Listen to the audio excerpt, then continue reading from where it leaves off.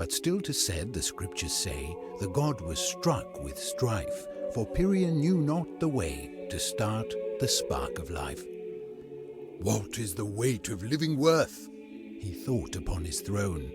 If I am bound to walk the earth and wander lost alone. Lonely frozen lands in search of something more, until he reached the blazing sands beyond the scorching shore. And there the flames of Worldfire Peak that burned for ages past. He found the truth he thought to seek, the life at last. The ember beneath his hands and shift and spiraled free, and from the burning blazing sands the phoenix came to be. Its coat was gold and silver shade, its fires waxed and waned, and in the first the god had made, a part of him remained. And so the tide of time unfurled, and in an age's span the lonely god had filled the world with dwarf and elf and man. But man was weak, and all the odds were stacked against their wills, so Pirion made demigods to keep them safe from ills. To hold them back from pain and plight, to sharpen steel and swords, to keep them safe from beasts at night, was Proctus, Lord of Wards. To heal the sick when plagues had passed, to give them strength and wealth, to help them love and live and last, was Halloran of Health.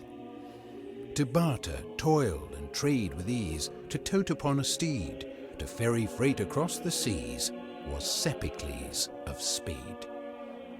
To guide their jealous zest for more, to will with wisdom's sage, to offer sport instead of war, was Furere, god of rage. And last of all, to judge their worth and hear their final breath, to see them pass beyond the earth, was Necrus, lord of death.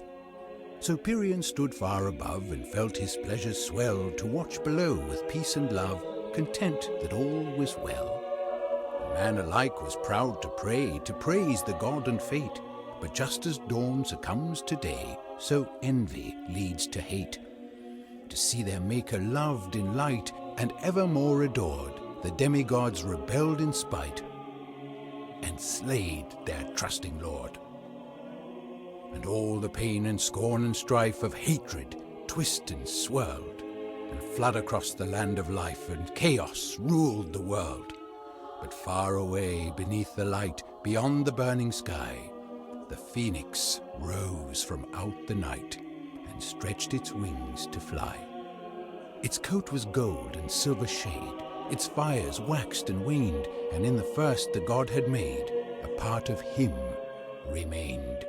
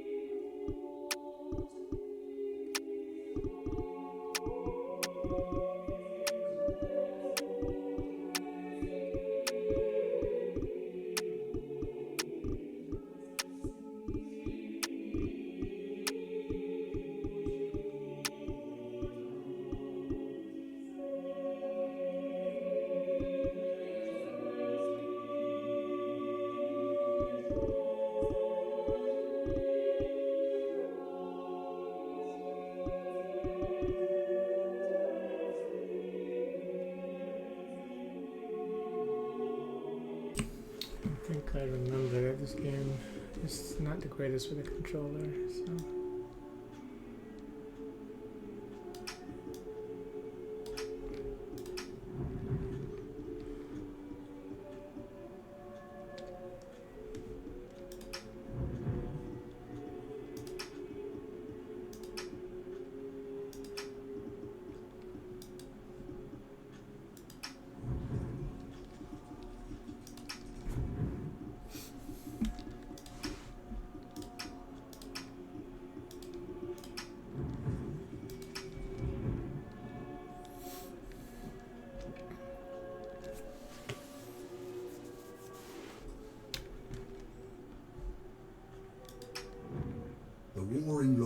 warped the lands and forced its beasts to fight.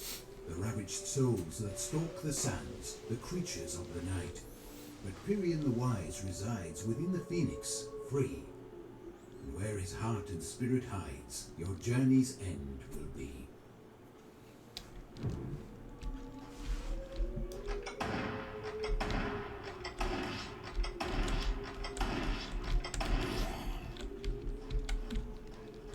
Shift in space.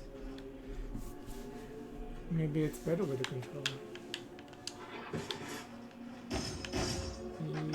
Yeah.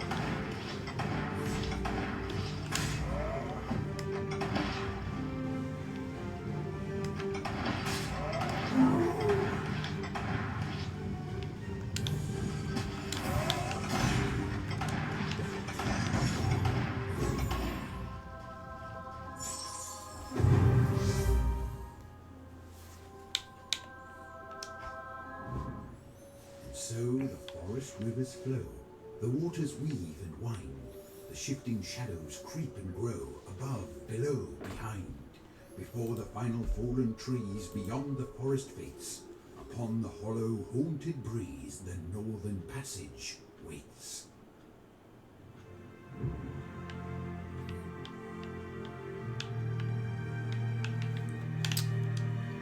It was so problematic when it comes to the controls.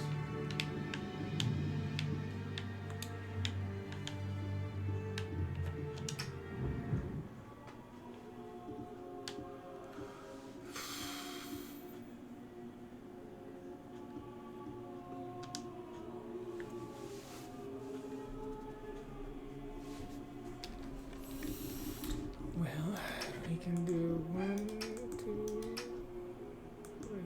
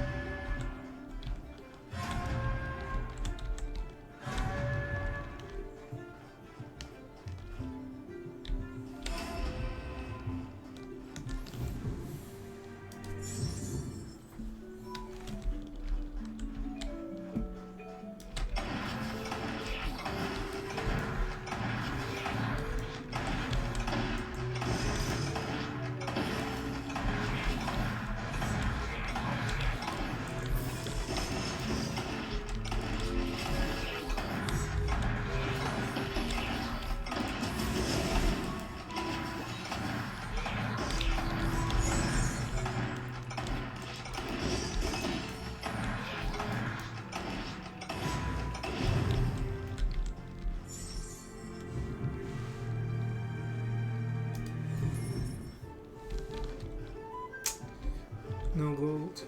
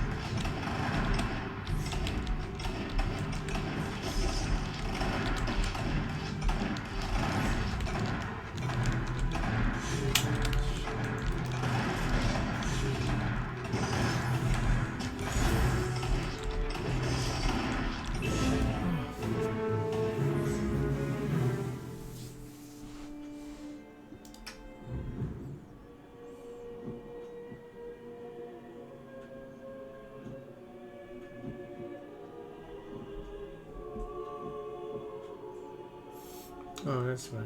They're randomized characters that you get to play as, and the abilities.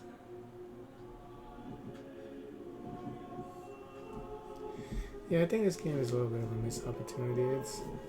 The controls are a little bit awkward, but the idea, is there. It's just needed to be a little bit smoother, gameplay wise.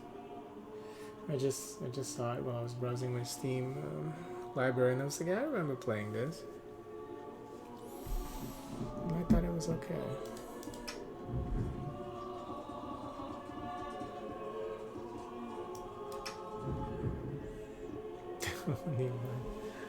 Wait, I was able to complete the game once before.